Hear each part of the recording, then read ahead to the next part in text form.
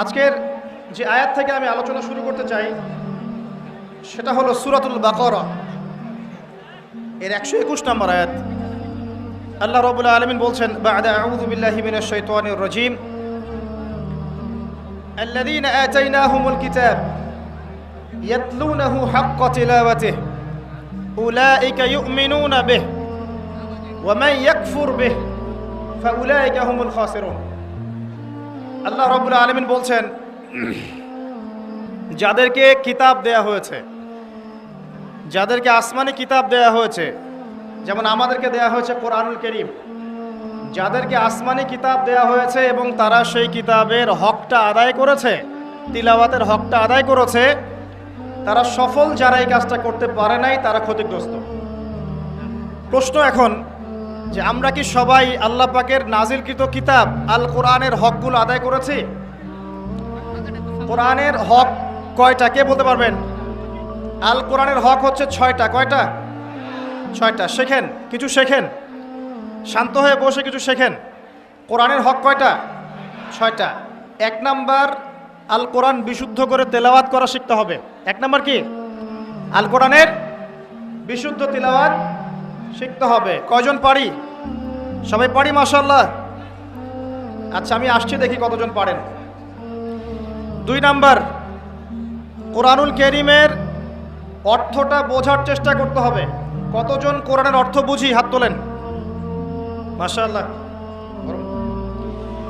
3 number, আল কোরআনের আদেশগুলোকে মেনে চলতে হবে। কতজন মেনে চলি? হাত তোলেন।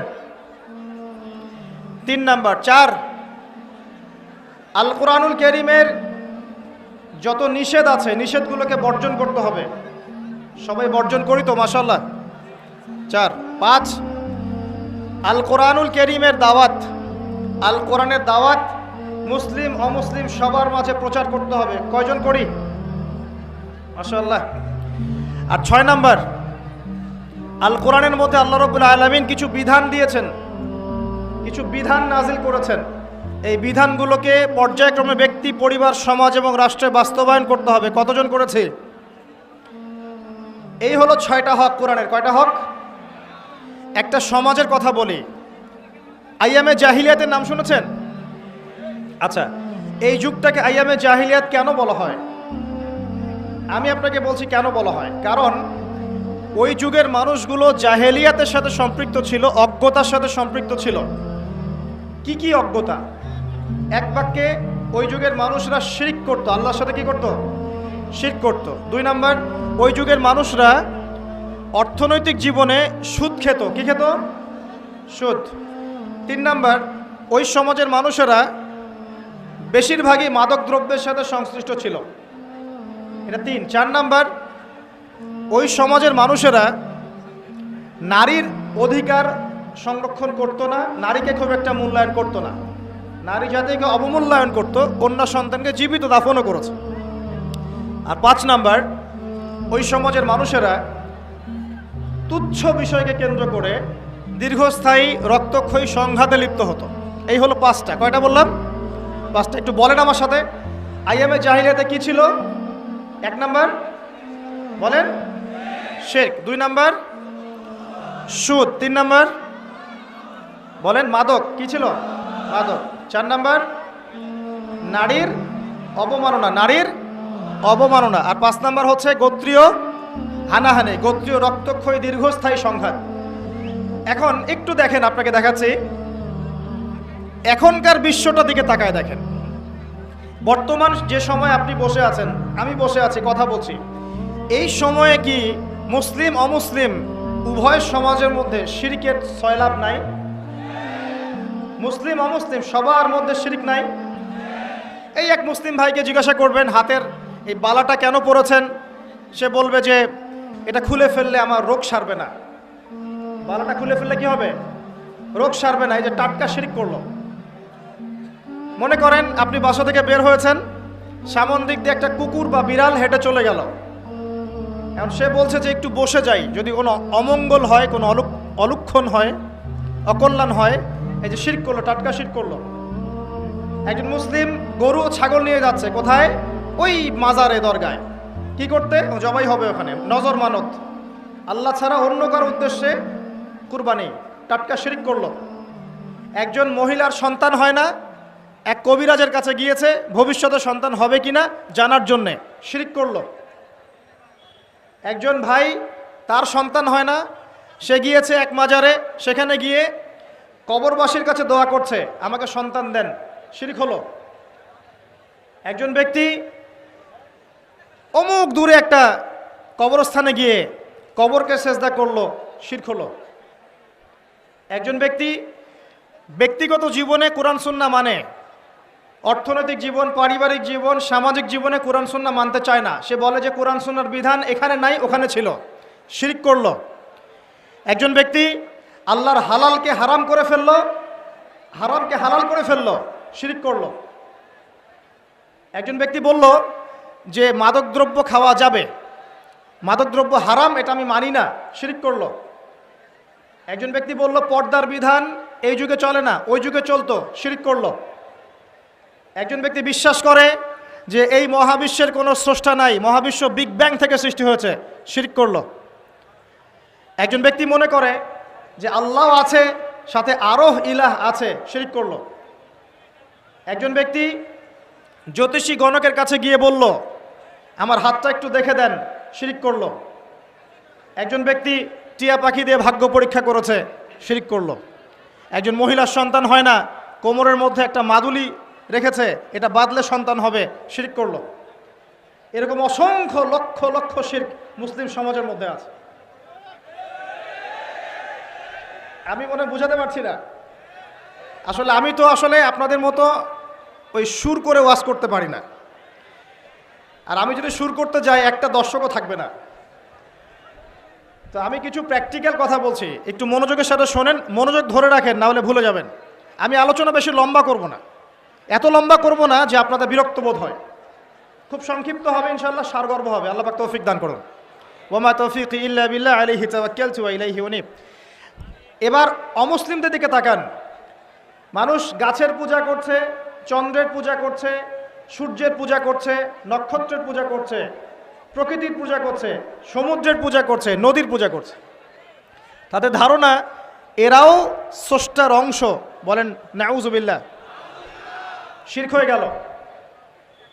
আলোচনা শুনে যদি কোনো অমুসলিম ভাই ইসলাম কবুল করতে চান, স্টেজে চলে আসবেন।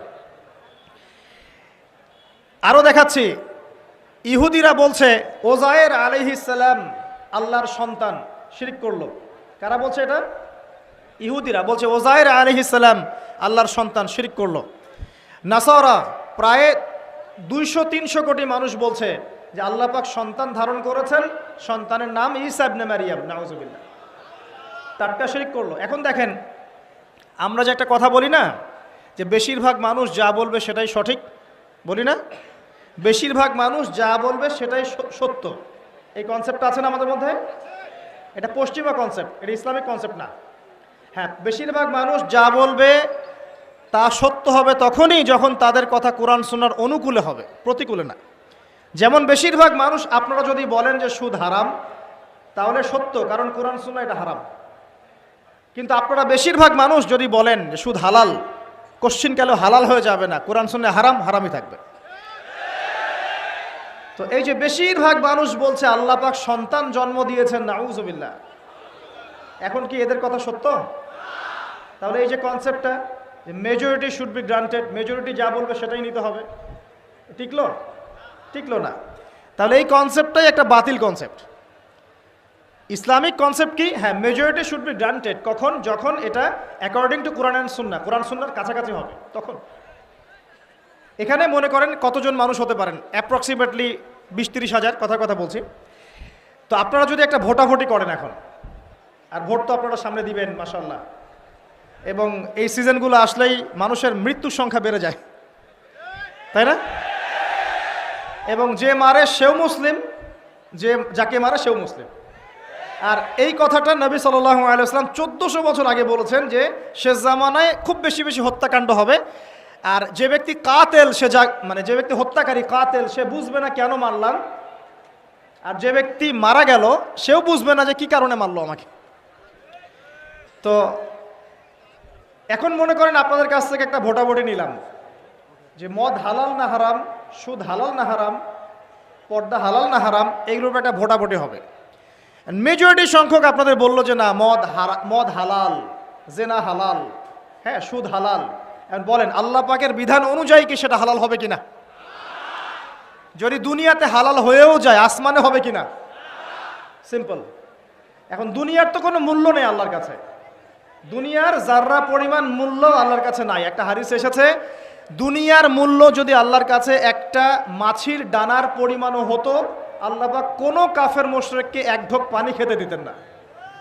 অতএব দুনিয়ার কোনো মূল্য আল্লাহর কাছে নাই। নবী সাল্লাল্লাহু আলাইহি ওয়াসাল্লাম রাস্তা দিয়ে হেঁটে যাচ্ছেন, সাহাবায়ে রাদিয়াল্লাহু আনহুমকে দেখিয়ে বলছেন, ওই দেখো একটা মৃত গাধা পড়ে আছে বা মৃত বকরির বাচ্চা পড়ে আছে, তোমরা কি কেউ এই মৃত বকরির বাচ্চাটাকে কিনবে 1 দিনার বা 1 দিরহামের বিনিময়ে? সাহাবীরা বলছেন রাদিয়াল্লাহু আনহুম, বিনামূল্যে দিলেও তো ইয়া রাসূলুল্লাহ নিব না, আমরা বিনামূল্যে দিলেও তো এটাকে আমরা গ্রহণ করব না। নবীজি বলছেন সাল্লাল্লাহু আলাইহি ওয়াসাল্লাম, আল্লাহ পাকের কাছে দুনিয়ার মূল্য এর চাইতেও কম। যে দুনিয়া নিয়ে আমরা ব্যস্ত হয়ে আছি না, বাড়ি গাড়ি স্ট্যাটাস প্রতিপত্তি ক্ষমতার দাপট, আল্লাহর কাছে এর মূল্য একটা পাখির একটা মাছির ডানার সমান নয়। এখন দুনিয়াতে মনে করেন এটা এস্টাবলিশ হয়েও গেল, আল্লাহ পাকের আদালতে কি হবে? হবে না। এখন এক কথায় আইয়ামে জাহিলিয়াতের শিরিক কি আপনি দেখতে পাচ্ছেন? এখন কিছুটা হলো বুঝতে পারছেন? আচ্ছা, আর এখন শিরিক একটা জায়গায় কেন্দ্রীভূত থাকে না, যেহেতু গ্লোবালাইজেশনের যুগ, এই কারণে শিরিক সমস্ত জায়গায় ছড়িয়ে পড়ে। মনে করেন একটা এক্সাম্পল দেই, মনে করেন যে পশ্চিমারা শিখিয়েছে, আর তারা বেশিরভাগ কথাই মিথ্যা কথা বলে আর কি, আমার ধারণা এটা, তারা শিখিয়েছে যে বিজ্ঞান দিয়ে, দর্শন দিয়ে, যুক্তি দিয়ে, পরীক্ষা নিরীক্ষা পর্যবেক্ষণ দিয়ে যখন কোনো সিদ্ধান্তে উপনীত হওয়া যাবে তখনই সেটা জ্ঞান, আদারওয়াইজ সেটা জ্ঞান নয়। এটা পশ্চিমারা শিখিয়েছে।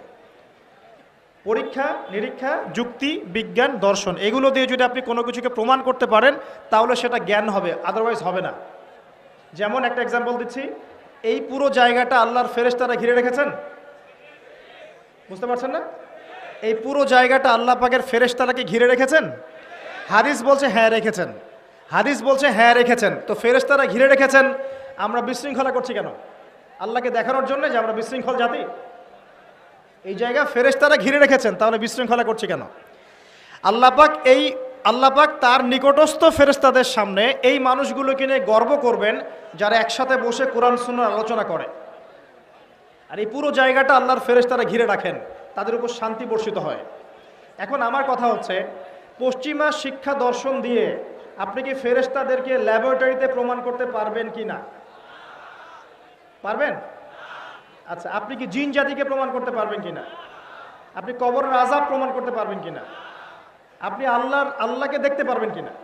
আল্লাহকে কোনো ইন্দ্রিয় দিয়ে উপলব্ধি করতে পারবেন কিনা? আপনি কি হাসর, মিজান, পুলসিরাত দেখেছেন কি দেখেন নাই? আপনি কি আপনার শরীরের মধ্যে থাকা রূহ বা আত্মাটাকেও দেখেছেন? এই আত্মাটাকেও কি আপনি সায়েন্স দিয়ে প্রমাণ করতে পারবেন? মানুষ মারা গেলে বলে হৃদযন্ত্রের ক্রিয়া বন্ধ হয়ে মারা গেছে, তাই না? তো ক্রিয়াটা বন্ধ হলো কিভাবে? কে বন্ধ করলো? কার হুকুমে বন্ধ হলো? আর এতদিন পর্যন্ত চলছিল কার হুকুমে? এই জায়গায় একটা জ্ঞানতাত্ত্বিক দর্শনের পার্থক্য আছে না? এই যে আপনি যদি বিশ্বাস করে নেন যে হ্যাঁ পরীক্ষা নিরীক্ষা পর্যবেক্ষণের বাইরে কোনো জ্ঞান নাই, তাহলে আপনি ওহির জ্ঞানকে অস্বীকার করছেন। এটা হলো শিক্ষাক্ষেত্রে শিরক, এবং এই শিরকটা এখন শুধু একটা জায়গায় সীমাবদ্ধ নাই, পুরো বিশ্বে ছড়িয়ে পড়েছে, এভরি সিঙ্গেল সেক্টর। এটা আমি জাস্ট একটা এক্সাম্পল দিলাম। এখন সামনে আসেন, আইয়ামে জাহিলিয়াতে কি ছিল? রিবা। কি ছিল ভাই? রিবা মানে কি? এটা কি কোনো মেয়ের নাম? রিবা কি কোনো মেয়ের নাম? আপনার গার্লফ্রেন্ডের নাম? রিবা মানে কি? সুদ। আচ্ছা, সুদের পাপের কয়টা শাখা আছে বলেন? এই হাদিসটাকে শোনেন নাই? সুদের পাপের কয়টা শাখা আছে? ৭৩টা বা ৭০টা। তার সবচেয়ে নিচু শাখা কি? আমি বলতে চাচ্ছি না, আপনারা বলেন নিচু শাখা কি? আচ্ছা, এই যে নিজের মায়ের সাথে জেনার সমান পাপ বলা হচ্ছে, তারপরেও কি আমরা কম বেশি সবাই সুদের সাথে সম্পৃক্ত না? এই যুগে কি এমন মানুষ খুঁজে পাওয়া যায় যে ব্যক্তি সুদের সাথে সম্পৃক্ত নয়? বুখারীর একটা হাদিস এসেছে, 1 দিরহাম যে ব্যক্তি সুদ খায় সে যেন 36 বার জেনা করলো, নাউজুবিল্লাহ। এবং সহিহ কুরআনুল কারীমের সূরা বাকারার আপনি 279 থেকে নিয়ে 83-84 পর্যন্ত আয়াতগুলো পড়বেন। আল্লাহ পাক বলছেন, ইয়া আইয়ুহাল্লাযীনা আমানু, হে মুমিনগণ, ইত্তাকুল্লাহ, তোমরা আল্লাহকে ভয় করো। ওয়াযারু মা বাকিয়া মিনার রিবা ইন কুনতুম মুমিনিন, এবং সুদের অবশিষ্ট যে অংশগুলো আছে এগুলো ছেড়ে দাও যদি প্রকৃত অর্থেই তোমরা মুমিন হয়ে থাকো। ওয়া ইল্লাম তাফআলু, তোমরা যদি এটা না ছাড়ো, যদি সুদ না ছাড়ো, কে বলছেন? আল্লাহ বল, যদি তোমরা সুদ না ছাড়ো তাহলে ফাযানু বিহারবিন মিনাল্লাহি ওয়া রাসূলিহি, আল্লাহ এবং তার রাসূলের সাথে যুদ্ধের ঘোষণা শুনে রাখো। তো এই মহাপাপটা এখন সারা বিশ্ব জুড়ে নাই। আপনি ওয়ার্ল্ড ব্যাংকের কাছে যাবেন, সুদ ছাড়া আপনাকে কোনো লোন দিবে না। IMF এর কাছে যাবেন, সুদ ছাড়া কোনো লোন দিবে না। আপনি তাদের আওতার বাইরে গিয়ে একটা রাষ্ট্র পরিচালনা করতে পারবেন না। আর রাষ্ট্রের সেন্ট্রাল ব্যাংকের মধ্যে সুদ চলে আসবে, অতএব সেন্ট্রাল ব্যাংকের আন্ডারে যত ইকোনমিক কাঠামো থাকবে সবগুলোর মধ্যে সুদ চলে আসবে। সুদটা ছড়িয়ে দিল কারা? সুদ ছড়ালো কোন সভ্যতা? পশ্চিমারা। সারা বিশ্ববাসীকে ওরা সুদখোর বানিয়েছে। আর এই কারণে নবী সাল্লাল্লাহু আলাইহি ওয়াসাল্লাম মেরাজের রাতে গিয়ে দেখেছেন যে তার উম্মতের একটা বিশাল অংশের আযাব দেয়া হচ্ছে। কি আযাব? রক্তের নদীতে ফেলে তাদের মাথাগুলোকে ফাটিয়ে দেয়া হচ্ছে। বিশ্বাস করলেন না? এখন বলবেন যে মেরাজের রাতে কিভাবে দেখলেন? এটা তো এখনো ফয়সালা হয় নাই জান্নাত জাহান্নামে, তাই না? দেখুন, আল্লাহ রাব্বুল আলামিন অতীত, বর্তমান, ভবিষ্যতের ঊর্ধ্বে অবস্থান করেন। আল্লাহ রাব্বুল আলামিন অতীত, বর্তমান, ভবিষ্যতের ঊর্ধ্বে অবস্থান করেন। আমাদের এই টাইম ফ্রেমের মধ্যে পাস্ট টেন্স আছে, প্রেজেন্ট টেন্স আছে, ফিউচার টেন্স আছে। আল্লাহ পাকের কাছে এগুলো নাই। আল্লাহ রাব্বুল আলামিনের কাছে সবই চাক্ষুষ। আল্লাহ পাক এই টাইম ফ্রেমের অনেক ঊর্ধ্বে। কিয়ামতের মাঠে সবচেয়ে বেশি শাস্তি যাদেরকে দেয়া হবে তারা হচ্ছে এক শ্রেণীর মুসাউবির, যারা তাসবির আঁকতো, ছবি আঁকতো বিনা প্রয়োজনে, অপ্রয়োজনীয়, এবং আল্লাহ পাকের সৃষ্টির মতো সৃষ্টি করতো। এদেরকে কিয়ামতের মাঠে সবচেয়ে বেশি মর্মান্তিক শাস্তি দেওয়া হবে। এটা একটা হারাম কাজ, ক্ষেত্র বিশেষে হালাল করা হয়েছে। কিভাবে হালাল করা হয়েছে? পাসপোর্ট সাইজের ছবি ছাড়া আমার ভিসা হবে না, আমার পাসপোর্ট হবে না, আমার NID কার্ড হবে না। ওলামায়ে কেরাম একসাথে বসে ইজমা করে দিয়েছেন, আচ্ছা এটা জায়েজ, এতটুকু জায়েজ। আর এই যে আমরা কথায় কথায় সেলফি আর এই ছবি, এই সংস্কৃতি কোত্থেকে আসলো? এটা তো মুসলিমদের সংস্কৃতি না। ছবি মূর্তির সাথে আমাদের সম্পর্ক কি? পিতার ছবিটা সুন্দর করে ঘরের মধ্যে লটকায় রাখছেন মালা দিয়ে, একদম। কি বুঝাতে যাচ্ছেন আপনি? আপনি নেককার সন্তান, অথচ পিতার জন্য কোনো দোয়া নাই আপনার মনে। দাঁড়ান দাঁড়ান, এই সংস্কৃতি থেকে বের হন। ক্ষেত্র বিশেষে হয়তো কোনো কোনো ক্ষেত্রে করা যাচ্ছে, আমভাবে এই যে মহামারী ছড়িয়ে পড়েছে এটা টোটালি বন্ধ করতে হবে। এবং যুব সমাজকে এই ভার্চুয়াল জগতে না, প্র্যাকটিক্যাল জগতে কাজ করতে হবে। ভার্চুয়াল জগতে কাজ না কম, প্র্যাকটিক্যাল জগতে কাজ বেশি করেন। আপনি কি আজকে খবর পেয়েছেন যে আজকে সারা বাংলাদেশে কতজন মানুষ খ্রিস্টান হয়েছে? কোনো খবর পেয়েছেন কি? যে করেছে সে কি ফেসবুকে স্ট্যাটাস দিয়েছে, আজকে 10 জনকে করলাম, আজকে 5 জনকে করলাম, স্ট্যাটাস দেখেছেন? অথচ সীমান্ত এলাকাগুলো ঘুরে দেখবেন, দিনের পর দিন মানুষ খ্রিস্টান হচ্ছে, দেদারসে খ্রিস্টান হচ্ছে। যেদিন সবাই খ্রিস্টান হয়ে যাবে ওই দিন টনক নড়বে আপনাদের। আপনি কি খবর পেয়েছেন যে আজকে বাংলাদেশে কতজন মানুষ শিয়া হয়েছে, কাদিয়ানি হয়েছে, অন্যান্য ধর্মে দীক্ষিত হয়েছে? খবর পেয়েছেন? কারণ ওরা এত আইওয়াশ করতে চায় না, এত শোডাউন করতে চায় না। আর আমরা কাজ করি 5%, শোডাউন করি 95%। এই শোডাউন দিয়ে কোনো ইসলাম কায়েম হবে না। ইসলাম এই শোডাউন দিয়ে কায়েম হয় নাই, কনস্ট্রাকটিভ কাজের মধ্য দিয়ে কায়েম হয়েছে। কিভাবে হয়েছে আমি সামনে বলছি ইনশাআল্লাহ। আগে এই জায়গাটা শেষ করি। এক কথায় ওই সুদ, জাহিলি যুগের ওই সুদ কি এখন গ্লোবালাইজেশন হয়েছে কি হয় নাই? তাহলে জাহিলিয়াত আছে কি নাই? মাদক, আইয়ামে জাহিলিয়াতের সেই মাদক এখন সারা বিশ্বে ছড়িয়ে পড়েছে কি পড়ে নাই? শুধু আমাদের দেশের সীমান্ত এলাকাগুলো ঘুরে দেখেন, মাদকের কি 6 লাখ। প্রশাসন হিমশিম খেয়ে যাচ্ছে, মাদক বন্ধ করতে। এত মাদক, এই মাদক কারা খাচ্ছে? আমরাই তো। আমি যদি না খাই মাদক আমার কাছে কে বিক্রি করবে? তুমি যদি মাদক না খাও তোমাকে কে জোর করে খাওয়াবে? তুমি নিজে খাচ্ছ বলেই তো সরকার বিপাকে পড়ছে। প্রশাসনের হ্যারাস হচ্ছে, মাদক চোরাচালান কারবারি যারা করছে এরা লাই পেয়ে যাচ্ছে, তুমি খাচ্ছ কেন? যুবক ভাই, আপনি মাদক খাচ্ছেন কেন? আপনি খাচ্ছেন বলেই তো মাদক বিক্রি করতে পারছে। বাংলাদেশের মুসলিমরা একটা মুসলিম যুবক মাদক খাবে না, বা শেষ। দেখি কার কাছে মাদক বিক্রি করে, আমরা দেখি কার কাছে মাদক বিক্রি করে। আমাদের যুব সমাজের একজন ছেলে মাদকের সাথে সম্পৃক্ত থাকবে না, সিগারেটে টান পর্যন্ত দিবে না, সিগারেটে একটা টান পর্যন্ত দিবে না, দেখি কার কাছে বিক্রি করে। আর শুধুমাত্র আইন দিয়ে, শাসন দিয়ে কিন্তু সবকিছু হবে না। মানুষের ভিতরটা পরিবর্তন না করতে পারলে, আল্লাহর ভয় না ঢুকলে মানুষ এগুলো ছাড়বে না। কিন্তু দেখবেন অনেক মাদকাসক্ত মানুষ কোরআনের হাফেজ হয়ে গেছে, তওবা করে আল্লাহর ওলি হয়ে গেছে। কিভাবে হলো? বিকজ তার মনের মধ্যে আল্লাহ পাকের ভয় এসেছে। আল্লাহর ভয় জাগাতে হলে কি লাগবে? কোরআন এবং হাদিস এবং নামাজ। তো কোরআন হাদিস নামাজের কাছে মানুষকে নিয়ে আসলে পরে মাদক কমবে ইনশাল্লাহ। কমবে না? নাকি আমরা মাদকও বিক্রি করব, আবার মাদক দ্রব্যের নিরাময় কেন্দ্রও খুলে রাখবো? কোনটা করব? আশ্চর্য একটা বিষয়। মাদক সেলও হবে, আবার মাদকাসক্তও হবে মানুষ। এই মাদকাসক্তদেরকে ভালো করার নিরাময় সেন্টারও খোলা হবে। কি সার্কাস! সুবহানাল্লাহ। আমার সাথে ওয়াদা করেন, এখানে যত মানুষ আছেন, জীবনে কোনোদিন কোনো রকম মাদক দ্রব্যের সাথে সংশ্লিষ্ট রাখবেন না। আল্লাহ পাক সাক্ষী থাকুন, আল্লাহ পাক কবুল করুন, আমিন। সিগারেট চলবে না, জর্দা খাওয়া চলবে না, গুল খাওয়া চলবে না, আর বাকি যেগুলো আছে ওই যে গাঁজা মাজা ইয়াবা সব বাদ, ওগুলো তো বাদ দিলাম। আর একটা কথা বলি, এটা আমি বলতে পারি এই কারণে, বিকজ আমি আপনাদের বয়সে, আপনাদের সাইকোলজি আমি বুঝি। কেন মাদকের কাছে যুবক ভাইটা গেল? বিকজ তার ভিতরে হতাশা আছে। কি আছে? হতাশা। চাকরি পাচ্ছে না, পরিবারের চাপ, নাহলে ওই যে সহি একটা প্রেম করছে,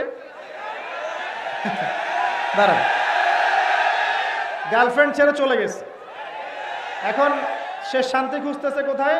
এই যে গিটার, অথবা ব্যান্ড, অথবা মিউজিক, অথবা আপনার এই যে মাদক, অথবা পর্নোগ্রাফি, অথবা যে পতিতালয়গুলোতে, এখানে এসে শান্তি খুঁজতেছে। প্রিয় ভাই, শান্তি আপনাকে দিবে অনলি আল কোরআন।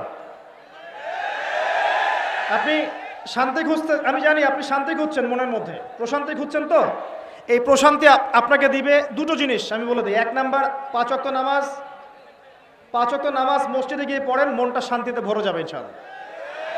2 নাম্বার, আপনি কোরআন তেলাওয়াত করেন নিয়মিত 1 পারা করে, ডেইলি 1 পারা করে করেন, আপনার মনটা শান্তিতে ভরে যাবে ইনশাআল্লাহ। যদি না ভরে, তাহলে তারপরে এসে আমাকে বললেন যে ভাই আমি করেছি কিন্তু মনে শান্তি নাই, তখন আমরা আপনার জন্য একটা নেককার মেয়ে দেখে দিব ইনশাআল্লাহ। ঠিক আছে? কারণ সারা জীবন একা একা ইবাদত করলেও মনটা আবার শূন্য থাকবে। আদম আলাইহিস সালাম জান্নাতে ছিলেন না? মনের মধ্যে একটু শূন্যতা ছিল। আল্লাহ রাব্বুল আলামিন এই বাপ আজরের হাত থেকে কি বের করলেন? কাকে বের করলেন? হাওয়া আলাইহিস সালামকে। মনের সমস্ত শূন্যতা দূর হয়ে গেল। তো এটা মানুষের জীবনে প্রয়োজন আছে। তবে আপনি যদি নিজেকে পবিত্র রাখতে না পারেন, তাহলে আপনি পবিত্র স্ত্রী পাবেন না। আপনি যদি নিজেকে পবিত্র রাখতে না পারেন, তাহলে পবিত্র স্বামীও পাবেন না। আমি একটু অ্যালার্মিং নিউজ দেই। অ্যালার্মিং নিউজ হচ্ছে আমাদের দেশের এই যে 20 থেকে 25 বছরের যুবক যারা আছে, এদের মধ্যে দেখা যায় প্রতি 10 জনের মধ্যে প্রায় 5 জন বিবাহ না করেই যৌন সম্পর্ক করে ফেলেছে। অতএব যদি নিজেকে পবিত্র করতে না পারেন, তাহলে পবিত্র স্ত্রীও জুটবে না কপালে, পবিত্র স্বামীও জুটবে না কপালে। আপনি 10 ঘাটের পানি খেয়ে আসবেন, দেখবেন আপনি যাকে বিয়ে করেছেন সে 12 ঘাটের পানি খেয়ে আসছে। আর এর উপরে আর কি আছে? এর উপরে আছে পর্নোগ্রাফি। এই যে পর্নোগ্রাফি, মুভিজ এবং সিরিয়ালস, এগুলোতে দেখায় বেগানা নারীকে দেখায়। তো এই নারীগুলো খুব সুন্দর দেখতে, তখন দেখা যায় এদেরকে দেখে যারা অভ্যস্ত, এরা বাসায় গেলে স্ত্রীকে আর সুন্দর লাগে না, কারণ তার চোখ অনেকগুলো মেয়েকে দেখেছে। যদি আপনি চক্ষু নিচু করতে পারেন, বাসায় আপনার স্ত্রীকে আপনার ভালো লাগবে। ঠিক একইভাবে এই যে মহিলাগুলো যেগুলো বাসায় আছে, এগুলো সিরিয়াল দেখতে দেখতে, পরপুরুষ দেখতে দেখতে অবস্থা খারাপ। এই কারণে তার স্বামীকে আর হ্যান্ডসাম মনে হয় না। অমুক সিনেমার নায়ক, অমুক নায়িকা, অমুক তাকে হ্যান্ডসাম মনে হয়। আমার হাজব্যান্ড যদি অমুকের মতো হইতো, আমার এটা যদি অমুকের মতো হইতো। সিরিয়ালে দেখে যে পরকিয়া হচ্ছে, ওগুলো দেখে শেখে। যে বাসায় স্বামী আছে, অন্য ছেলের সাথে গল্প করার স্মার্টনেস মনে হয়, ওটা দেখে শেখে। সিরিয়াল দেখে মানুষ এখন হত্যা করাও শিখছে। সিরিয়াল দেখে দেখে মানুষ এখন হত্যা করাও শিখে।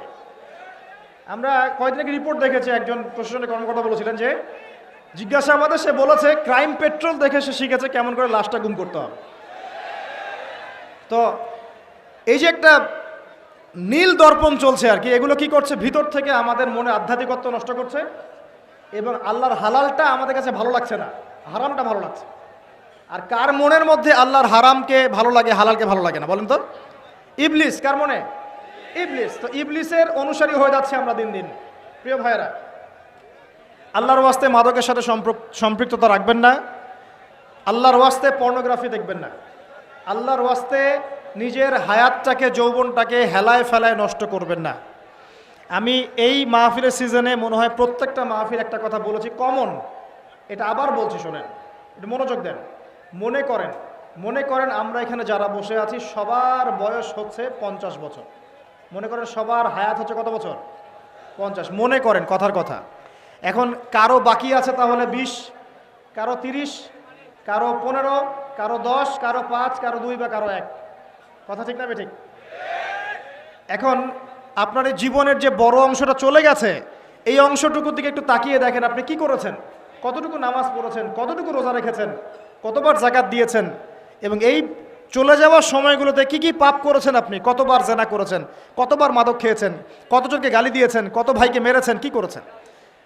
এই হিসেবটা আজকে গিয়ে বাসায় ঠান্ডা মাথায় কাগজ কলম নিয়ে করবেন। তারপরে এক একটা পাপের জন্য আল্লাহর কাছে মাফ চাবেন।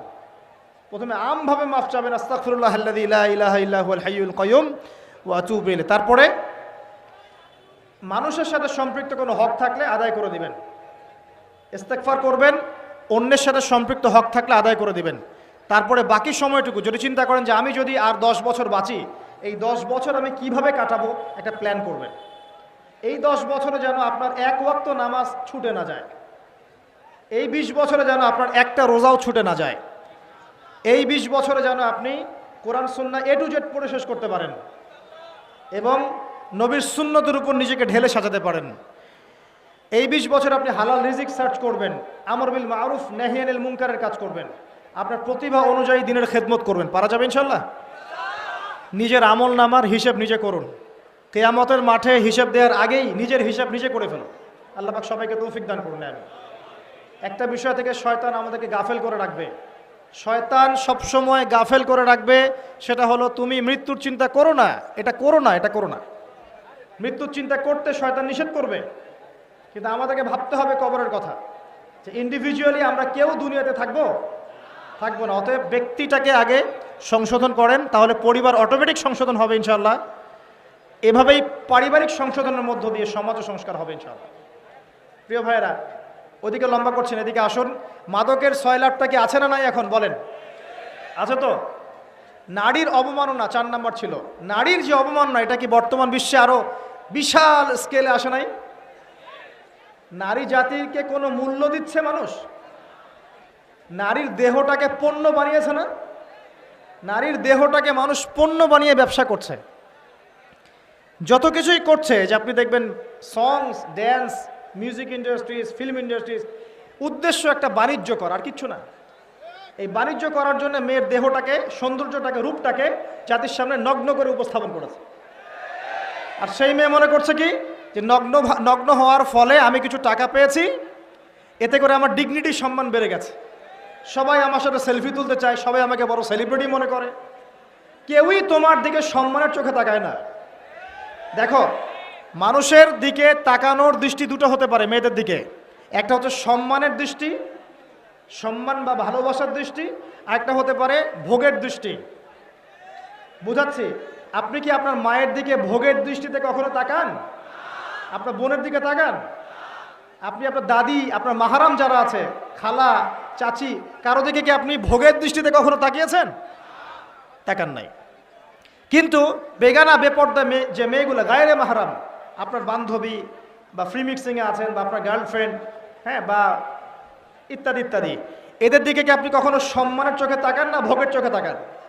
সত্যি করে বুকে হাত দিয়ে কথাটা বলেন দেখি, সত্যি করে বুকে হাত দিয়ে বলেন যে আপনি আপনার গার্লফ্রেন্ডের দিকে সম্মানের চোখে তাকান।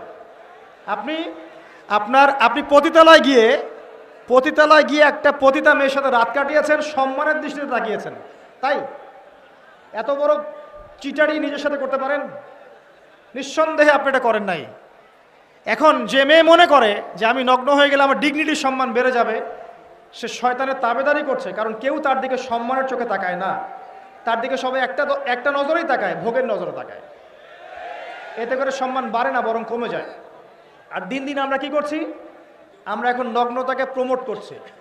যে যত বেশি নগ্ন হতে পারে সে তত বেশি সেলিব্রিটি হতে পারে এখন। এবং যারা এইসব জগতে কাজ করে তাদের ইন্টারভিউ দেখবেন, তাদের ইন্টারভিউগুলো দেখা যায়, পড়া যায় পত্রিকাগুলো। তারা বলে যে প্রডিউসারের সাথে রাত যাপন না করা পর্যন্ত কখনো আমাদেরকে ফিল্মে নিত না। তো যে সম্মান ইজ্জত বিক্রি করে পেতে হয়, এই সম্মানের মুখে লাথি মারি আমরা। যে সম্মান অর্জন করতে নিজের ইজ্জত বিলি করতে হয়, এই সম্মানের মুখে আমরা লাথি মারি। আল্লাহ রাব্বুল আলামিন যে সম্মান দিয়েছেন এই সম্মান চূড়ান্ত। এখন দেখুন, ইসলাম কি মেয়েদেরকে সম্মান দেয় নাই?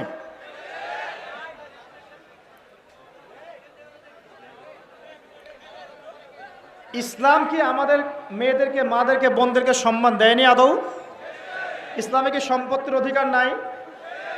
ইসলামে শরীরের বা দেহের প্রোটেকশনের জন্য পর্দা নাই? ইসলামে আত্মার পরিশুদ্ধির উপায় বলা নাই? ইসলামে চক্ষু নিচু করার কথা বলা নাই? কোনো মেয়ের সাথে যদি কেউ অন্যায় আচরণ করে, ইফটিজিং করে, তার শাস্তির কথা বলা নাই? কেউ যদি কোনো মেয়েকে আল্লাহ না করুক ধর্ষণ করে, তাকে সবার সামনে মৃত্যুদণ্ড দেওয়ার কথা কি ইসলামে নাই? তাহলে কোন দিক থেকে ইসলাম মেয়েকে ছোট করলো? অন্য কোন ধর্ম, কোন দর্শন, কোন ফিলোসফির মধ্যে আপনি দেখবেন এই বিধানগুলো আছে? ইসলামের মতো অর্থনৈতিক অধিকার দিয়েছে, বৈবাহিক অধিকার দিয়েছে, পর্দার অধিকার দিয়েছে, সম্পত্তির অধিকার দিয়েছে, এবং কেউ যদি তার দিকে খারাপ চোখে তাকায় বা খারাপ হাত প্রশস্ত করে, সেই হাত ভেঙে দেওয়ার অধিকার ইসলাম দিয়েছে। তো এটা মিসকনসেপশন ছড়ানো হয়েছে। আর আমরা পশ্চিমাদের কথায় সুর মিলিয়ে একই কথা বলছি যে ইসলাম নাকি মেয়েদেরকে পিছিয়ে দিয়েছে। নাউজুবিল্লাহ। আয়েশা রাদিয়াল্লাহু আনহার চাইতেও কি আপনি এগিয়ে যেতে চান? আপনি কি খাদিজা রাদিয়াল্লাহু আনহার চাইতেও বড় হতে চান? আপনি কি ফাতিমা রাদিয়াল্লাহু আনহার চাইতেও বড় হতে চান? ফাতিমা রাদিয়াল্লাহু আনহা একজন গৃহিণী হয়েও জান্নাতে গিয়েছেন, সুবহানাল্লাহ। খাদিজা রাদিয়াল্লাহু আনহা তালাকপ্রাপ্তা ছিলেন, তারপরে নবী সাল্লাল্লাহু আলাইহি ওয়াসাল্লামের সাথে বিয়ে হয়েছে, পিছন থেকে নবীকে সাপোর্ট করেছেন, তার সমস্ত সম্পদ বিলিয়ে দিয়েছেন, জান্নাতি হয়েছেন। আয়েশা রাদিয়াল্লাহু আনহার কোনো সন্তান ছিল না, সন্তান জন্ম না দিয়েও একজন মহিলা জান্নাতি হয়েছে। মারিয়াম আলাইহিস সালাম, তার স্বামীও ছিল না, স্বামীহীন একজন নারী জান্নাতি হয়েছে। ফেরাউনের স্ত্রী আসিয়া, যার স্বামী একজন বড় জালেমের পরিবারে থেকেও একজন মেয়ে জান্নাতি হয়েছে। তাহলে আমাদের মেয়েদের সমস্যা কোথায়? আমাদের মেয়েদের সমস্যাটা কোথায়? কে তোমাকে বলেছে যে তোমার ইজ্জত বিক্রি করে দিয়ে তোমাকে সার্টিফিকেট অর্জন করতে হবে? আর এই মেয়েদের পিতা মাতা তো মনে হয় বেঁচে নাই।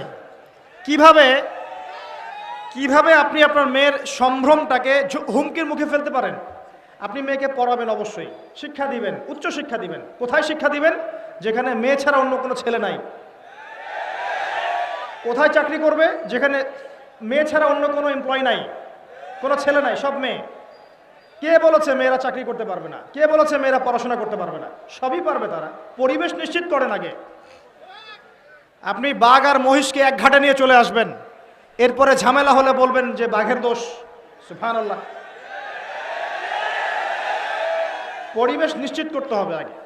প্রত্যেকটা সেক্টর নষ্ট করে ফেলছে ফ্রি মিক্সিং। এবং আমি শুনেছি আপনাদের এই মাহফিলেও নাকি ফ্রি মিক্সিং হচ্ছে। একটা মাহফিল, দিনই পরিবেশ, এখানে ছেলে মেয়ের ফ্রি মিক্সিং কেন? আপনি একজন মহিলা, আপনার জন্য মাহরাম ছাড়া গায়রে মাহরামের সামনে বেপর্দায় যাওয়া জায়েজ নাই, এটা আল্লাহ বলেছেন। আল্লাহর চেয়ে কি আপনি বেশি বোঝেন নাকি? সোজা কথা হচ্ছে, আল্লাহর চেয়ে কি আপনি বেশি বোঝেন নাকি? আল্লাহ পাক কেন বলেছেন প্রশ্ন করার দরকার নেই তো আপনার। আল্লাহ বলেছেন নিঃসন্দেহে আল্লাহ পাক আমার চেয়ে অনেক বেশি জানেন। আল্লাহ পাক ভালো বলেছেন তাই বলেছেন। আল্লাহ পাক ভালো চেয়েছেন আমার, তাই করেছেন। আল্লাহ আমাকে নামাজ পড়তে বলেছেন, আমি কি প্রশ্ন করবো নাকি কেন নামাজ পড়তে বললেন?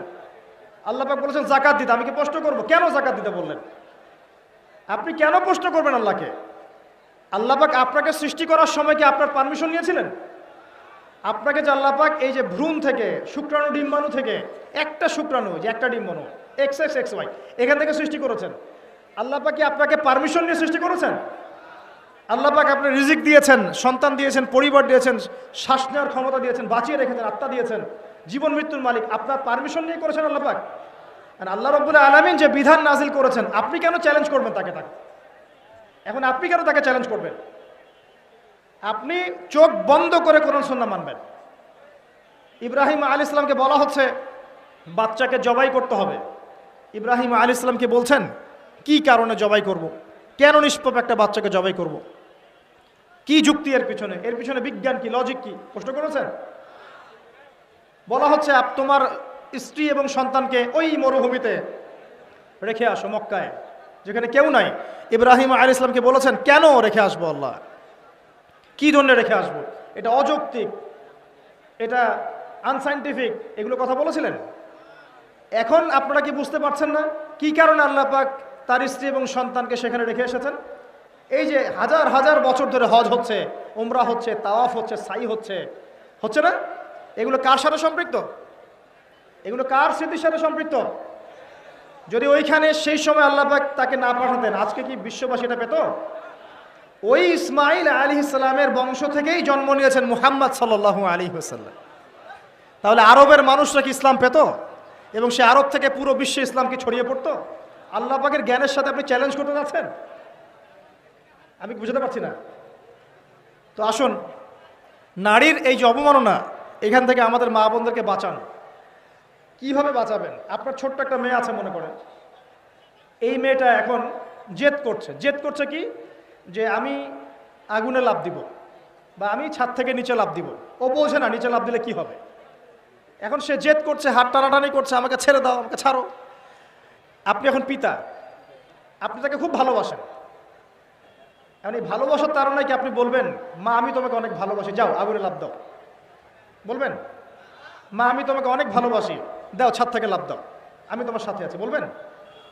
তাহলে আমাদের চোখের সামনে আমাদের মা বোনরা যে বেপরদায় নগ্ন হয়ে ঘুরছে, জাহান্নামের দিকে লাফ দিচ্ছে, কোনোদিন তো হাত ধরে টেনে বাঁচাচ্ছেন না। আপনি খুব ভালোবাসেন তাকে, আপনার স্ত্রীকে আপনি অনেক ভালোবাসেন, আপনার মেয়েকে আপনি অনেক ভালোবাসেন, বোনকে অনেক ভালোবাসেন, এই কারণেই তাদেরকে আপনি বেপরদায় চলতে দিচ্ছেন।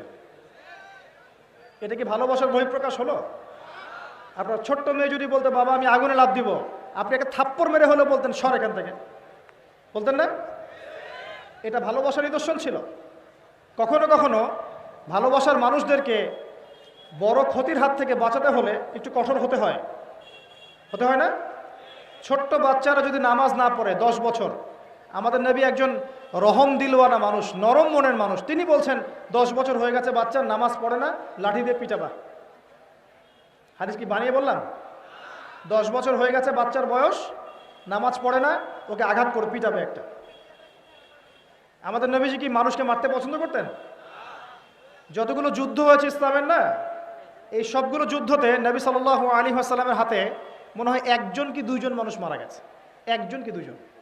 একজন নবী সাল্লাল্লাহু আলাইহি ওয়াসাল্লাম 3 নিক্ষেপ করেছিলেন, তীরটা গায়েও লাগে নাই, এখান থেকে ছিলে গেছে, খালি গলা দিয়ে ছিলে গেছে, এতেই সে মৃত্যুবরণ করেছে জাহান্নামে। ইসলামের ইতিহাসে যতগুলো যুদ্ধ হয়েছে, এই সবগুলো যুদ্ধ হিসাব করলে দেখা যায় যে সব মিলিয়েও 10,000 মানুষও মারা যায় নাই। এই যে ইসলাম তরবারির জোরে ছড়িয়েছে, কিছু মতবাদ ছড়িয়ে দেওয়া হয়েছে না, শুধুমাত্র তোমাদের প্রথম বিশ্বযুদ্ধেই 1.5 থেকে 3 কোটি মানুষ মারা গেছে। তোমাদের ভিয়েতনাম যুদ্ধেই প্রায় 20 লাখ মানুষ মারা গেছে। ইতালির মুসোলিনির সময় বিপ্লব হয়েছে, ওখানে লাখ লাখ মানুষ মারা গেছে। চীনের মাও সেতুংয়ের সময় বিপ্লব হয়েছে, লাখ লাখ মানুষ মারা গেছে। রাশিয়া কমিউনিজম যখন ছিল তখন বিদ্রোহ হয়েছে, তখন লাখ লাখ মানুষ মারা গেছে। সেকেন্ড ওয়ার্ল্ড ওয়ারে প্রায় 7 থেকে 8 কোটি মানুষ মারা গেছে। আর কোন মুখ নিয়ে তোমরা ইসলামকে বলো ইসলাম একটা জঙ্গি ধর্ম, সন্ত্রাসী ধর্ম ইত্যাদি? অথচ সারা বিশ্ব জুড়ে নিরপরাধ মানুষকে হত্যা করার লাইসেন্স পেয়ে গেছে ওরা। প্রত্যেকটা মুসলিম কান্ট্রির দিকে তাকিয়ে দেখবেন, এক একটা মুসলিম, ইয়েমেনের বাচ্চাদের কি দোষ আছে? ইয়েমেনের ছোট ছোট বাচ্চাদের কি দোষ? কেন ওরা বোম্বিং এর খোরাক হবে? ইরাকের মানুষের কি দোষ ছিল? সাদ্দাম হোসেনের কাছে কি আসলেই পারমাণবিক অস্ত্র ছিল? সিরিয়ায় কি হয়েছে? কেন লক্ষ লক্ষ মুসলিমকে মারা হলো? আফগান তো আছেই, ইভেন ইনক্লুডিং এখন পাকিস্তান, চায়নার উইঘুর, আপনার লেবানন, আপনার জর্ডান, প্যালেস্টাইন প্যালেস্টাইন প্যালেস্টাইন নাম শুনেছেন? এখানকার মুসলিম মা বোনদের কি দোষ ছিল? তারা কি কারো ঘরে গিয়ে বোম মেরেছিল? আশ্চর্য একটা বিষয় কি জানেন? মনে করেন এইটা আমার বাড়ি, এই বাড়ির মধ্যে আমি বসে আছি, বাস করছি। এখন কিছু মানুষ আসলো, এসে বলল আমাদেরকে একটু আশ্রয় দাও, আমাদের খাবার নাই, পানি নাই, একটু আশ্রয় দাও। এখন আপনি মুসলিম মানুষ, রহমদিলওয়ালা মানুষ, দরজা খুলে দিলেন। দরজা খুলে দিয়ে ওরা এখন ভিতরে আসলো, এসে আপনি আপ্যায়ন করলেন, খাওয়ালেন, পড়ালেন, পোশাক দিলেন, সব দিলেন, মাশাআল্লাহ। এবার কয়দিন পর তারা ঐক্যবদ্ধ হয়ে আপনাকেই ঘর থেকে বের করে দিল। এবার আপনি ঘরের বাইরে দাঁড়িয়ে আছেন, এবার আপনি ঘরের বাইরে দাঁড়িয়ে দরজায় নক করছেন আর বলছেন আমার বাড়ি আমাকে ফেরত দাও, আমার বাড়ি আমাকে ফেরত দাও। আর এই মানুষগুলো, ভিতরে থাকা মানুষগুলো বলছে এই যে দরজা নক করছে একজন জঙ্গি, একজন সন্ত্রাসী। আমি মনে হয় বুঝাতে পারছি না। এই হলো প্যালেস্টাইন, এই হলো প্যালেস্টাইন। আমার বাড়ি আমাকে ফেরত দাও বলছে ওরা জঙ্গি সন্ত্রাসী। তো প্রিয় মুসলিম ভাইরা, দুই চোখ খুলুন, বাইরের চোখ খুলুন, ভিতরের চোখ খুলুন, পরিস্থিতি বুঝুন, উম্মাকে ভালোবাসুন, 5 ওয়াক্ত নামাজি হয়ে যান, নিজের হায়াতটা কাজে লাগান, সুদের সাথে সম্পৃক্ত হয়েন না, শিরিক করেন না, মাদক খায়েন না, নারী জাতির অবমাননা করেন না, এবং আপোষে গোত্রীয় হানাহানিতে লিপ্ত হয়েন না। উম্মাকে ঐক্যবদ্ধ করতে পারেন না পারেন, অ্যাটলিস্ট উম্মার ক্ষতি করেন না। উম্মাকে ঐক্যবদ্ধ করতে পারেন না পারেন, আগুনটাকে বাড়িয়ে দিয়েন না। রাষ্ট্রের বিরুদ্ধে বিদ্রোহ করতে যায় না। আমার কথা খুব মনোযোগের সাথে শোনেন, কারণ যখনই কোনো মুসলিম রাষ্ট্রের বিরুদ্ধে বিদ্রোহ হয়েছে তখন সেই রাষ্ট্রের অবকাঠামো ভেঙে পড়েছে এবং ক্ষতি হয়েছে, লাভের চেয়ে বেশি ক্ষতি হয়েছে। কোশ্চিনকালেও এই কাজটা করতে যাবেন না। আপনি সৎ কাজের আদেশ করবেন, অসৎ কাজে নিষেধ করবেন, উপরে যারা থাকবে তাদের জন্য দোয়া করবেন এবং তাদেরকে সুপরামর্শ দিবেন। পরামর্শ যদি তারা গ্রহণ করে আলহামদুলিল্লাহ, না করলে আপনার দায়িত্ব শেষ, আপনার এর বাইরে কোনো দায়িত্ব নেই। ভাইয়ে ভাইয়ে মারামারি কাটাকাটি করে রক্তারক্তি করতে যাবেন না, এতে করে রাষ্ট্রের অবস্থা আরও খারাপ হয়ে যাবে। সামনে এই যে করোনা চলে গেছে, করোনার পরে এই যে আবার ইউক্রেন রাশিয়া যুদ্ধ চলছে, তারপরে আবার এই যে এখন অর্থনৈতিক মন্দা চলছে, ডলারের সাথে রেমিটেন্স কমছে, সব মিলিয়ে ইকোনমিক অবস্থা ভালো না। বিশ্বের প্রায় 52টা দেশের অর্থনৈতিক অবস্থা ভালো না। এটা একটা বৈশ্বিক সংকট। এখন এই সংকট মোকাবেলা করতে গেলে আপোষে মারামারি কাটাকাটি করে সমালোচনা করে কোনো সমাধান আসবে না। সবাই মিলে যদি একসাথে কোনো কাজ করতে পারেন, করতে পারেন। কোরআন সুন্নাহ কি বলছে? কোরআন সুন্নাহ বলছে ঐক্যবদ্ধ থাকেন। কোরআন সুন্নাহ বলছে কৃষিভিত্তিক অর্থনীতির দিকে ফোকাস করেন। কোরআন সুন্নাহ বলছে জাকাত কেন্দ্রিক ইকোনমিক সিস্টেম চালু করেন। কোরআন সুন্নাহ বলছে ব্যবসা ভিত্তিক প্রকল্পগুলো বাড়িয়ে দেন। কোরআন সুন্নাহ বলছে অপচয় কমিয়ে দেন, দুর্নীতি কমিয়ে দেন। কোরআন সুন্নাহ বলছে যে অল্পে তুষ্ট থাকেন, অল্পে তুষ্ট থাকার মনোভাব রাখেন। দেখবেন ইনশাআল্লাহ তাআলা পৃথিবীর সমস্ত দেশও যদি দুর্ভিক্ষে ধ্বংস হয়ে যায়, বাংলাদেশের কিচ্ছু হবে না ইনশাআল্লাহ। আমাদের কাছে কোরআন আছে, আমাদের কাছে হাদিস আছে, সমাধান আমাদের কাছে আছে। আল্লাহ পাক আমাদের সবার শুভবুদ্ধি দান করুন, আমি এবং সবাই মুসলিম, আমি সবাইকে ভালোবাসি। আমি আমার পক্ষ থেকে আন্তরিক উদাত্ত আহ্বান জানাবো, আল্লাহর ওয়াস্তে কোরআন এবং সুন্নাহকে স্টাডি করেন, এই কোরআন সুন্নাহর মানদণ্ডে বিশ্বকে চেনার চেষ্টা করেন। ইনশাআল্লাহ তাআলা আল্লাহ পাক আমাদেরকে পথ দেখাবে ইনশাআল্লাহ। আরেকটা বিষয় বলে শেষ করে দেই, জাহেলিয়াতে আরেকটা মহামারী ছিল গোত্রীয় দ্বন্দ্ব। এই গোত্রীয় দ্বন্দ্বটা এখন ধর্মীয় দ্বন্দ্বের রূপ নিয়েছে আমাদের এখানে, এবং পলিটিক্যাল দ্বন্দ্বের রূপ নিয়েছে, এবং বৈশ্বিক গ্লোবাল অ্যাফেয়ার্সের দিকে তাকাবেন, সেখানেও এখন বৈশ্বিক দ্বন্দ্ব চলছে। তো এই দ্বন্দ্ব কিন্তু শেষ হয় নাই। শেষ কথা হচ্ছে, আইয়ামে জাহিলিয়াতে যে 5টা মূল পাপের কথা বললাম, শিরক 1 নম্বর কি ভাই? শিরক। 2 নম্বর রিবা, সুদ। 3 নম্বর মাদক। 4 নম্বর এই যে নারীর অবমাননা। 5 নম্বর হচ্ছে গোত্রীয় হানাহানি। এগুলো এখনও আছে, তখনও ছিল। তখন যে অবস্থায় ছিল এখন তার চেয়ে অনেক বড় লেভেলে আছে। এই অবস্থাতে এই যে বলছিলাম কোরআনের হক আদায় করলে পরে আপনি সলিউশন পাবেন। হকগুলো কি কি? 1 নাম্বার, বিশুদ্ধ করে কোরআন তেলাওয়াত করা শিখতে হবে। পারবেন ইনশাআল্লাহ? ওয়াদা করেন যে আমরা সবাই বিশুদ্ধ করে কোরআন তেলাওয়াত করা শিখবো ইনশাআল্লাহ। আগামী রমজান মাস আসবে এই মার্চ মাসে। এই মার্চ মাসে রমজান আসার আগেই সবাই কোরআন তেলাওয়াত করা শিখবেন ইনশাআল্লাহ। এবং আমাকে ওয়াদা করেন যে প্রত্যেক দিন মিনিমাম 1 পারা করে কোরআন তেলাওয়াত করবেন। পারবেন ইনশাআল্লাহ? ইনশাআল্লাহ। 2 নাম্বার, কোরআনের অর্থ বুঝতে হবে। অর্থ বুঝতে হলে আপনাকে টুকটাক আরবি ভাষা জানতে হবে। क्या आप लोग को मालूम है कि আরবি ভাষা क्या है? বুঝতে পারছেন কথা? কেমনে বুঝলেন? এই হিন্দি তো কোনো আপনার ইউনিভার্সিটি, কলেজ, বিশ্ববিদ্যালয়ে পড়ানো হয় না। কোথা থেকে শিখছেন? যেভাবে হিন্দি শিখেছেন ঠিক সেইভাবে আরবি শিখবেন ইনশাআল্লাহ। পারা যাবে ইনশাআল্লাহ?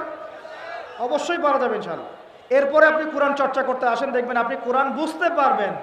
আল্লাহ পাক কোরআনে কি বলেছেন আপনি বুঝতে পারবেন, ধরতে পারবেন। আল্লাহ পাক তৌফিক দান করুন। অর্থ বুঝতে হবে। যদি আরবি ভাষা এখন শিখতে নাও পারেন, বিশুদ্ধ কোনো তাফসির নেবেন, হয় তাফসির ইবনে কাসির বা জালালাইন বা মারিফুল কোরআন, যে তাফসির আপনার কাছে ভালো মনে হয় এই তাফসির আপনি ভাষায় পড়বেন। তবে কোরআনের অর্থ পড়েই নিজেকে পণ্ডিত স্কলার ভাবা শুরু করবেন না, মুস্তাহিদ ভাবা শুরু করবেন না। অনেক বিষয় কোরআনে আছে যেগুলো সরাসরি অর্থ বোঝা সম্ভব না, ব্যাখ্যার প্রয়োজন আছে। এই ব্যাখ্যাগুলো বোঝার জন্যে আলেম ওলামাদের সাথে সম্পৃক্ততা রাখবেন। 2 নাম্বার। 3, একটু দাঁড়ান, শেষ করছি, বিশৃঙ্খলা করবেন না। 3 নাম্বার, কোরআনের আদেশ মানবেন। 4 নাম্বার, নিষেধ বর্জন করবেন। কোরআনের আদেশ মানতে রাজি আছি ইনশাআল্লাহ? 1 নাম্বার আদেশ, শিরক করা যাবে না, সালাত পড়তে হবে, নিসাব পরিমাণ সম্পদ হলে যাকাত দিবেন, রমজান মাসে সওম রাখবেন, সামর্থ্য হলে হজ করবেন। পারবেন ইনশাআল্লাহ? পিতামাতার খেদমত করবেন, সত্য কথা বলবেন, অন্যায়ের সাথে আপোষ করবেন না, আমর বিল মারুফ নাহি আনিল মুনকারের কাজ করবেন। পারা যাবে ইনশাআল্লাহ? ইনশাআল্লাহ। আপনার মা বোনকে পর্দায় রাখবেন, আদর্শ পরিবার করবেন, আগামী প্রজন্মকে ইসলাম শেখাবেন। ঠিক আছে ইনশাআল্লাহ? নিষেধও বর্জন করতে হবে। কোরআনে যত নিষেধ আছে কোনো নিষেধে আমি যাব না ইনশাআল্লাহ। ঠিক আছে?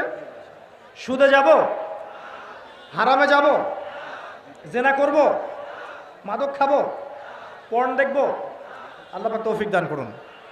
শিরিক করবেন, বেদাত করবেন, কুফরে যাবেন, আল্লাহর হালালকে হারাম করবেন, আল্লাহর হারামকে হালাল করবেন, আল্লাহ পাক তৌফিক দান করুন, আমিন। আর সবশেষ 2টা কথা হচ্ছে, কোরআনের দাওয়াত পৌঁছাতে হবে। দাওয়াত মুসলিম অমুসলিম সবার কাছে পৌঁছাতে হবে। যে ব্যক্তির দাওয়াত যত বেশি কবুলিয়াত পাবে তার আমলনামা তত ভারী হবে ইনশাআল্লাহ। আপনার দাওয়াতে যদি একজন মানুষও আল্লাহর দ্বীনের পথে আসে, হাজার হাজার শত শত লাল উট কোরবানি করার চেয়ে বেশি নাকি হবে ইনশাআল্লাহ। আর সবশেষ কথা হচ্ছে, কোরআনের যে বিধানগুলো আছে এগুলো পর্যায়ক্রমে নিজের ব্যক্তি জীবনে, পরিবারে, সমাজে বাস্তবায়ন করার চেষ্টা করুন। আল্লাহ পাক তৌফিক ইনায়াত করুন, আমিন। আজকের মতো আমরা এখানে শেষ করছি। আকুলু কওলি হাযা আস্তাগফিরুল্লাহ লি ওয়া লাকুম ওয়া লিসাইরিল মুসলিমিন।